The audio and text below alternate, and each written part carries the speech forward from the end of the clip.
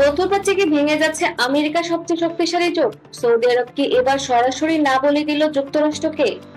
আর সেই কারণে কি মার্কিন সেনারা গুটিয়ে নিচ্ছে তাদের ঘাঁটি? নতুন রিপোর্ট বলছে যুক্তরাষ্ট্র সৌদি আরব থেকে 2300 সেনা পেট্রিয়ট এয়ার ডিফেন্স সিস্টেম এবং ফাইটার জেট প্রত্যাহারের কথা বিবেচনা করেছে। কারণ হিসেবে উঠে আসছে একটি বিস্ফোরক অভিযোগ। কারণ ইরানে হামলার জন্য সৌদি ঘাঁটি ব্যবহার করতে চেয়েছিল যুক্তরাষ্ট্র, কিন্তু ক্রাউন প্রিন্স মোহাম্মদ বিন সালমান নাকি সেই অনুমতি দেননি। কয়েক সপ্তাহ আগেও মনে হচ্ছিল যুক্তরাষ্ট্র ও সৌদি আরব আগের মতোই ঘনিষ্ঠ, কিন্তু ইরান যুদ্ধের পর পরিস্থিতি দ্রুত বদলাতে শুরু করছে। বিভিন্ন প্রতিবেদনে বলা হচ্ছে, যুদ্ধবিরতির পর ডোনাল্ড ট্রাম্প প্রকাশ্যেই মোহাম্মদ বিন সালমানকে নিয়ে কটাক্ষ করতে শুরু করেন। এরপর থেকেই দুই দেশের সম্পর্ক নতুন উত্তেজনা দেখা দেয়।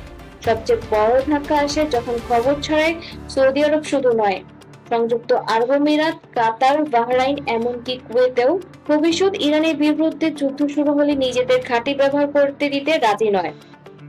এটি শুধু একটি কূটনৈতিক সিদ্ধান্ত নয়, এটি পুরো গলফ সিকিউরিটি আর্কিটেকচার বদলে দিতে পারে।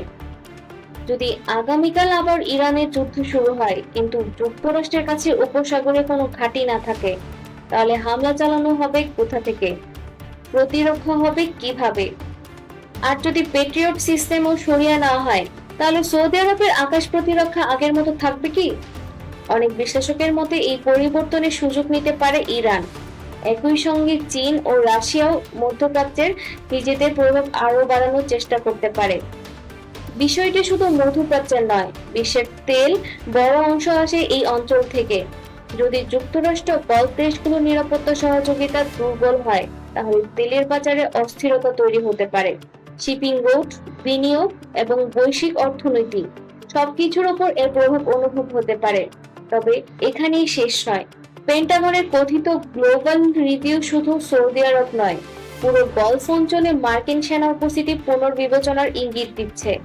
অর্থাৎ কয়েক দশক ধরে যে মার্কিন নিরাপত্তা ছাতার উপর গলফ নির্ভর করছিল, সেটি এখন বদলে যাচ্ছে। নাকি এটি কেবল সামরিক কৌশল পুনর্বিন্যাস? যদি সত্যি যুক্তরাষ্ট্রের গলফ থেকে সেনা কমিয়ে দেয়, তাহলে সবচেয়ে বেশি লাভবান হবে কে? ইরান, চীন, নাকি নতুন এক মধ্যপ্রাচ্যের জন্ম হতে যাচ্ছে?